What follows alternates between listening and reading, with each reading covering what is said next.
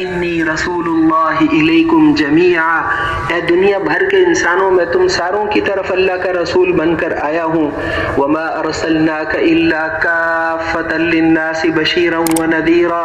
ہم نے آپ کو ساری دنیا کے انسانوں کے لیے خوشخبریاں دینے والا اور ڈرانے والا بنا کر بھیجا ہے. وما ارسلناک الا رحمۃ للعالمین، ہم نے آپ کو دنیا جہان والوں کے لیے رحمت اور نبی بنا کر بھیجا.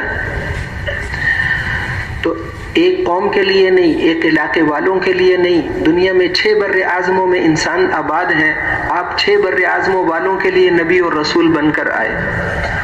اور 262 ملک دنیا میں ہیں، لوگ یہ بتاتے ہیں، تو آپ 262 ملکوں والوں کے لیے نبی اور رسول بن کر آئے، ساری دنیا کے انسانوں کے لیے نبی بن کر آئے، اور قیامت تک کے سارے زمانوں کے لیے اللہ نے آپ کو نبی بنایا. قیامت کا پہلا دن 50,000 سال کا دن ہوگا، اس دن کے نبی اور رسول بھی آپ ہیں. قیامت تک کے لیے نبی بنایا اور ساری دنیا کے انسانوں کے لیے نبی بنایا. اب میدان محنت اتنا بڑا،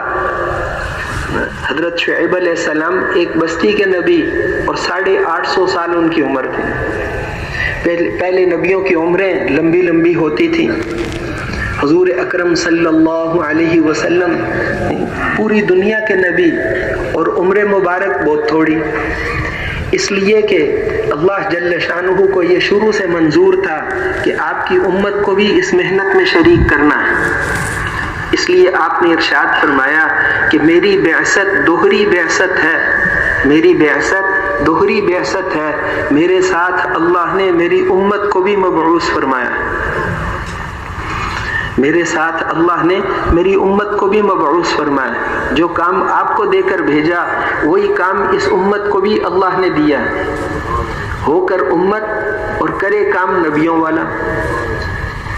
تو اللہ جل شانہ نے اس امت کو یہ کام دے کر بھیجا. اس لیے عمر مبارک بہت مختصر، نبوت ملنے کے بعد بس 23 سال، کہ آپ تو سعودی عرب سے باہر بھی نہیں گئے. لمبے سے لمبا سفر آپ کا تبوک تک ہے، پوری دنیا کے نبی، ساری دنیا کے انسانوں کے نبی، لیکن جماعت تیار کی، لوگ تیار کیے جو آپ کی محنت کو لے کر، آپ کے دین کو لے کر ساری دنیا کے انسانوں تک جائیں. اسی لیے صحابہ کرام جب گئے انہوں نے پوچھا کہ تم کس لیے آئے ہو؟ تو انہوں نے رستم کو کہا کہ ہم آئے نہیں، اللہ تعالی، ہمیں اللہ نے بھیجا، ہمیں اللہ نے بھیجا ہے تمہیں بندوں کی بندگی سے نکال کر اللہ کی بندگی میں لانے کے لیے، اور دنیا کی تنگیوں سے نکال کر وسعتیں دکھانے کے لیے. وہ دن میں 4 دفعہ کھانا کھاتے تھے اور یہ صحابہ کرام 1 دفعہ کھانا کھاتے تھے، لیکن یہ ان کو کہتے ہیں کہ تم تنگی والی زندگی میں ہو، ہم تمہیں آسانیوں میں لانے کے لیے آئے، اور ظلم والے مذہبوں سے نکال کر انصاف والے اسلام میں لانے کے لیے آئے. آپ نے پہلے دن سے اسی محنت پر کھڑا کیا. حضرت ابو بکر صدیق رضی اللہ عنہ ایمان لائے، پہلے دن حضرت ابو بکر صدیق رضی اللہ عنہ ایمان لائے اور جا کر محنت کر کے 5 آدمی تیار کر کے اپنے ساتھ لے. اگلے دن پھر اتنے آدمی تیار کر کے لے. حضرت عثمان رضی اللہ عنہ اور حضرت عمر رضی اللہ عنہ، ان کو تو ان کی بہن کے ذریعے سے اللہ جل شانہ نے ہدایت دی، اور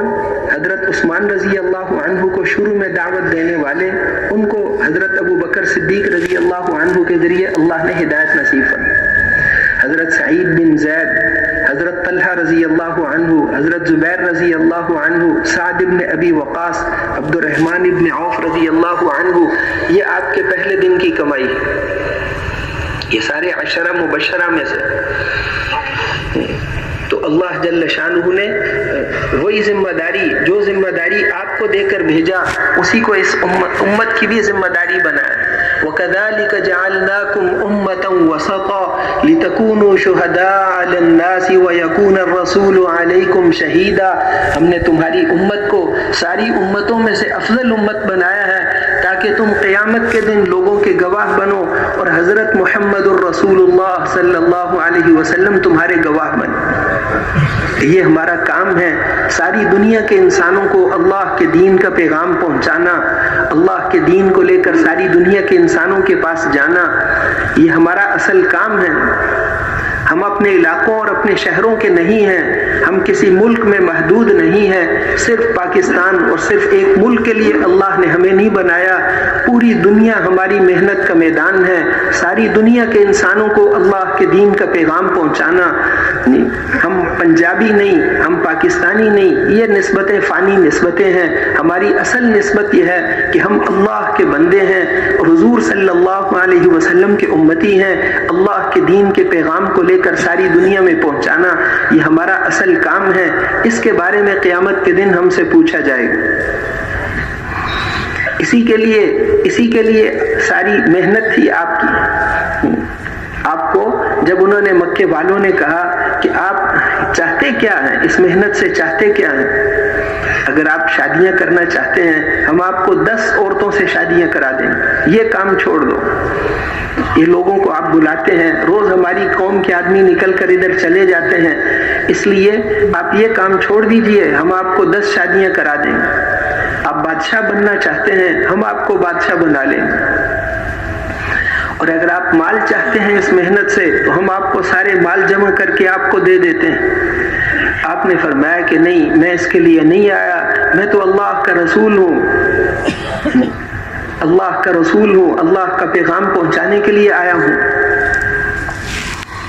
ایک موقع پر انہوں نے کہا کہ آپ اس محنت کو چھوڑ دیجیے، کتنے ہیلے بہانے، کبھی کس سردار کو لے کر آتے، کبھی کس کو، تو آپ نے ان کو فرمایا کہ تم میرے ایک ہاتھ پر سورج اور ایک پر چاند لا کر رکھ دو، میں اس محنت کو چھوڑنے والا نہیں ہوں۔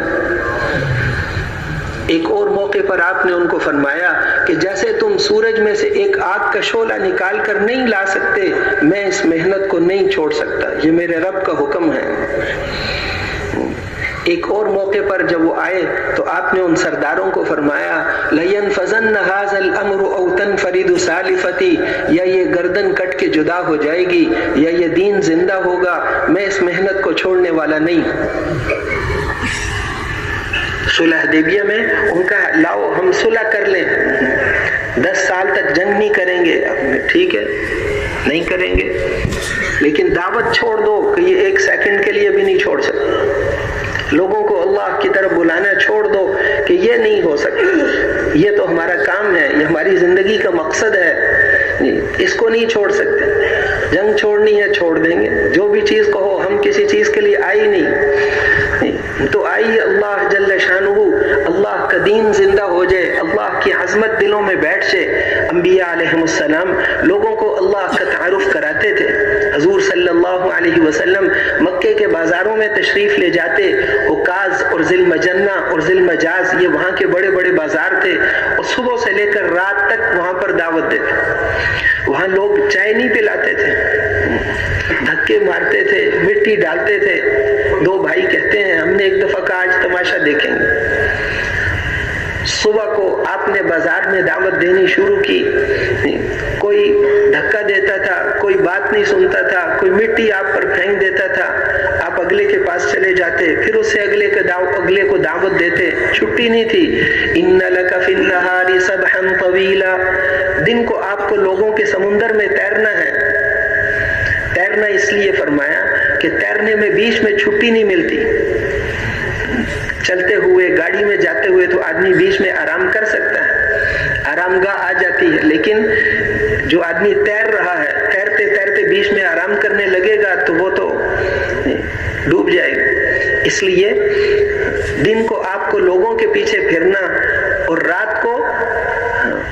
آپ کھڑے ہو جائیے، اس تھکے ہوئے جسم کو ہمارے سامنے کھڑا کیجئے، رات کو اللہ کے سامنے کھڑے ہوتے، قم اللیل الا قلیلا، ساری رات کھڑے رہو، ہاں تھوڑا سا سوائے تھوڑی سی دیر کے، ساری رات، اب وہ تھوڑی دیر کتنی ہے، تو ساری رات ہی کھڑے رہتے تھے۔ پھر آیتیں نازل ہوئیں کہ ہم نے تو قرآن اس لیے نہیں اتارا تھا کہ آپ مشقت میں پڑ جائیں، تھوڑی دیر آرام بھی کر لیا کرو۔ پھر رات کو آرام کرنا شروع کی۔ سارے مکے والے سو جاتے، پھر آپ وضو کر کے اللہ کے سامنے قرآن پڑھتے، اپنی کارگزاری سناتے، اے اللہ آج میں فلاں آدمی کے پاس گیا تھا، اس نے مجھے دھکے مارے تھے، آپ اسے کچھ نہ کہنا، میرا امتی ہے، میں پھر جاؤں گا اس کے پیچھے، پھر دعوت دوں گا۔ تو وہ دونوں بھائی کہتے ہیں ہم دیکھتے رہے حتیٰ کہ حتی انتصف النہار، یہاں تک کہ دوپہر ہو گئی۔ ایک بچی آئی، پانی کا پیالہ لے کر آئی، آپ نے اس سے کلی کی، اپنے چہرے مبارک کو دھویا، تو وہ چھوٹے بھائی نے بڑے سے پوچھا کہ سب لوگ تو ان کو دھکے دیتے ہیں، یہ بچی کون ہے جو ان کے لیے پانی لے کر آئی؟ تو بڑے بھائی نے اسے بتایا کہ یہ ان کی بیٹی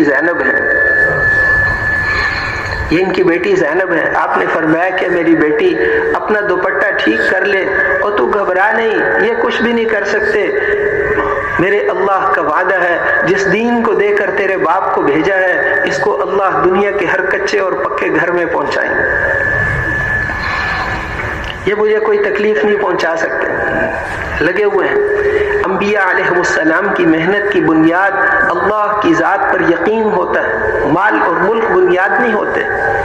وہ مکے والے کہتے تھے کہ اگر یہ قرآن کسی مکے یا طائف کے سردار پر اترتا تو ہم ایمان لے آتے، اس یتیم بچے کی بات دنیا میں کیسے چلے گی؟ لولا نزل هذا القرآن على رجل من القريتين عظیم، اگر یہ قرآن کسی طائف یا مکے کے سردار پہ اترتا، عروہ بن مسعود ثقفی پر اترتا، اور یہ عبد یالیل پر اترتا، سرداروں کے نام لے کر کہتے کہ ان پر اترتا تو ہم مان لیتے، ان کی اس یتیم بچے کی بات دنیا میں کیسے چلے گی؟ ایک اسکیم صرف لاہور شہر میں چلانی ہو تو اس کے لیے کروڑوں روپے چاہیے، اور یہ کہتے ہیں کہ میں ساری دنیا کا رسول ہوں، مشرق مغرب شمال جنوب ساری دنیا کے انسانوں کا نبی ہوں، نہ پیسہ نہ ٹکا، کچھ ہے ہی نہیں، اور کہتے ہیں میں رسول ہوں۔ اہم یقسمون رحمت ربک، تیرے رب کی رحمت کو یہ تقسیم کریں گے؟ اور تو اللہ کو پتہ ہے کہ یہ خاص رحمت ہم نے کسے دینی ہے، یہ نبوت والی رحمت یہ کس کو دینی ہے، اللہ کو پتہ ہے۔ اس لیے آپ ان کے پیچھے پھرتے، لوگوں کے پاس چل چل کر جاتے، ایک آدمی کے پاس اتنی دفعہ گئے کہ وہ مکے والے کہتے تھے ما آن لک حتی تستیأس منا، اے محمد ابھی تک وقت نہیں آیا کہ آپ ہم سے مایوس ہو جائیں، کتنے سال ہو گئے انکار کرتے ہوئے، آپ ابھی تک ہم سے مایوس نہیں ہوئے؟ 10 دفعہ 20 دفعہ نہیں گئے، اتنی دفعہ گئے کہ وہ کہتے تھے آپ، ایک سردار نے کہا کہ آپ اللہ سے ڈرتے ہیں نا، میں قیامت کے دن اللہ کو کہوں گا اے اللہ اس آدمی نے آپ کا پیغام مجھ تک پہنچا دیا تھا، آئندہ میرے پاس نہیں آنا۔ آپ پھر بھی جاتے تھے، تمہیں پتہ نہیں دوزخ کتنی سخت ہے، میری مان جاؤ کامیاب ہو جاؤ۔ اے ابو جہل چلتے چلتے جب اس نے سننا چھوڑ دیا، پھر بھی چلتے چلتے دعوت دے دیتے تھے، دنیا آخرت کی کامیابیاں لے کر آیا ہوں۔ اس لیے ساری دنیا کے انسانوں کے لیے، ساری دنیا کے انسانوں کی کامیابیاں اللہ نے اس دین میں رکھی ہیں، یہ پیغام ساری دنیا کے انسانوں کو پہنچانا یہ ہماری ذمہ داری ہے۔ حج کے موقع پر آپ قافلوں کے پاس جاتے، قبیلے والے، مختلف قبائل، زمانے جاہلیت میں بھی حج چلتا آ رہا تھا، تو قبیلے آ کر ٹھہر جاتے تھے، آپ اتنی جان پہچان نہیں رکھتے تھے، اس لیے اپنے چچا کو ساتھ لے جاتے تھے۔ حضرت عباس مسلمان نہیں ہوئے تھے لیکن آپ سے محبت بہت زیادہ تھی، تو اس لیے وہ رہبر کہ آپ میرے رہبر بن جائیں، لوگوں کا تعارف کرائیں، یہ کون سا قبیلہ، یہ کس قوم والے، یہ کس علاقے والے، دعوت میں دوں گا۔ تو وہ جا کر تعارف کراتے تھے، میرے بھتیجے کی بات سنیے۔ اور کئی دفعہ حضرت ابو بکر صدیق رضی اللہ عنہ کو ساتھ لے کر جاتے تھے، وہ قبیلوں کے تعارف میں بہت ماہر تھے، تعلق بنا لیتے تھے، تمہارا اور ہمارا خاندان تو ایک ہی باپ کی اولاد ہے، فلان جگہ جا کر ہمارا تعلق مل جاتا ہے، کہیں خاندان نہیں ملتا تھا تو کوئی اور ان کا تعارف، تمہاری قوم میں ایک بڑا شاعر گزرا ہے، اچھا، وہ مانوس ہو جاتے تھے۔ اب یہ اللہ کے رسول ہیں، ان کی بات سنیے۔ تو لوگوں کے پاس چل کر جانا، ان کو اللہ کی طرف متوجہ کرنا، اے لوگوں اس بڑے اللہ پر ایمان لے آؤ، اس کی بات کو مان لو، کامیاب ہو جاؤ گے، اللہ کو ساتھ لے لو، اللہ کو ساتھ لے لو۔ تو انبیاء علیہ السلام لوگوں کو اللہ کا تعارف کراتے ہیں کہ اللہ کتنی بڑی ذات ہے، پہلے بھی کچھ نہیں تھا، اللہ موجود تھے، پھر ایک وقت آئے گا جب کچھ بھی نہیں ہوگا اور اللہ موجود ہوں۔ یہ 7 آسمان اور زمین اور ان کے اوپر جتنی مخلوق ہے یہ سارے کے سارے اس کے غلام ہیں۔ ان کل من فی السماوات والارض الا آتی الرحمن عبدا، 7 آسمان اور زمین کی ساری مخلوق یہ اس کے غلام ہیں۔ جبرائیل علیہ السلام وہ اپنی اصلی حالت میں کھڑے ہوں تو ان کا سر اوپر عرش کو لگتا ہے، 7ویں آسمان سے اوپر اور پاؤں 7ویں زمین سے نیچے۔ لیکن اتنا بڑا فرشتہ جب وہ اللہ کے دربار میں پیش ہوتے ہیں تو یہ باغوں میں اڑنے والی چڑیا جتنے رہ جاتے ہیں۔ اس ذات کی ہیبت اور عظمت کی وجہ سے حضور صلی اللہ علیہ وسلم نے اس چڑیا کا نام بتایا جس سے چھوٹی چڑیا دنیا میں نہیں ہوتی، عام چڑیا نہیں، عربی میں جو لفظ آپ نے بتایا کہ یہ اس چڑیا جتنا ہو کر اللہ کے دربار میں پیش ہوتے ہیں۔ وہ اللہ اتنی عظمت والے، کچھ بھی نہیں تھا، اللہ نے یہ زمین بنائی، پہلے پانی بنایا، پھر جہاں خانہ کعبہ ہے وہاں پر پانی کا ایک بلبلہ اٹھایا، اس بلبلے کو حکم دیا کہ زمین بن جاؤ، اس کو اللہ نے اپنی قدرت سے زمین بنا دی۔ اتنی بڑی زمین اللہ جل شانہ نے اپنی قدرت، نہ سیمنٹ ڈالا، نہ پتھر ڈالا، نہ کچھ اور، پانی کے ایک بلبلے سے 6.5 کروڑ مربع میل کی زمین بنا دی۔ پھر وہ زمین ہلتی تھی، اپنے حکم سے اس میں پہاڑ رکھے، اللہ جل شانہ نے یہ زمین، پہاڑ، یہ ساری چیزیں بنائی، آسمان اللہ نے بنائے، زمین سے آسمان کا فاصلہ 500 سال کا ہے، پھر پہلا آسمان اتنا، اس کی موٹائی بھی 500 سال، پھر دوسرا اتنا بڑا ہے پہلا آسمان کہ یہ 7 زمینیں اس کے سامنے ایسے ہیں جیسے بہت بڑے میدان کے اندر ایک انگوٹھی کا چھلا پڑا ہو۔ اتنا بڑا یہ اجتماع کا میدان ہے، اتنے بڑے میدان میں ایک انگوٹھی کا چھلا بیچ میں پڑا ہوا۔ دوسرا آسمان اس سے اتنا بڑا ہے، تیسرا اس سے، چوتھا، 5واں، 6واں، 7واں، اس کے اوپر اللہ کی کرسی ہے، وسیع کرسیہ السماوات والارض، اس کی کرسی نے زمینوں اور آسمانوں کو گھیرا ہوا ہے، اس کے اوپر اللہ کا عرش ہے، 7 آسمان اور زمین اللہ کے عرش کے سامنے ایسے ہیں جیسے بہت بڑے میدان کے اندر ایک انگوٹھی کا چھلا۔ اور پھر یہ آسمان اطت السماء وحق لها ان تطئ، یہ آسمان چڑچڑاتا ہے، اور کیوں نہ چڑچڑائے، اس لیے کہ 4 انگلیوں کے برابر بھی کوئی جگہ ایسی خالی نہیں جہاں فرشتے اللہ کی عبادت میں مشغول نہ ہوں۔ یہ ہماری نماز اتنی شاندار نماز ہے، اس کے اندر سارے فرشتوں کی عبادت جمع ہو جاتی ہے۔ کچھ فرشتے جب سے پیدا ہوئے ہیں سجدے میں، کچھ فرشتے جب سے پیدا ہوئے ہیں رکوع میں، کچھ قیام میں، کچھ ہر وقت اللہ کی عبادت، ہماری نماز کے اندر سارے فرشتوں کی عبادتیں جمع ہو جاتی ہیں۔ اسی ہمارے خانہ کعبہ کے اوپر آسمانوں پہ ایک خانہ کعبہ، آپ جب معراج میں تشریف لے گئے کہ وہاں میں نے خانہ کعبہ دیکھا، 70,000 فرشتے ایک وقت میں اس کا طواف کرتے ہیں، اور جو ایک دفعہ طواف کر لے پھر اس کی کبھی باری نہیں آئی۔ اتنے فرشتے اللہ نے بنائے، بارش کے ہر قطرے کے ساتھ فرشتہ آ رہا ہے، ہر انسان کے ساتھ اللہ نے حفاظت کے لیے فرشتے لگائے ہیں، لہو معقبات من بین یدیہ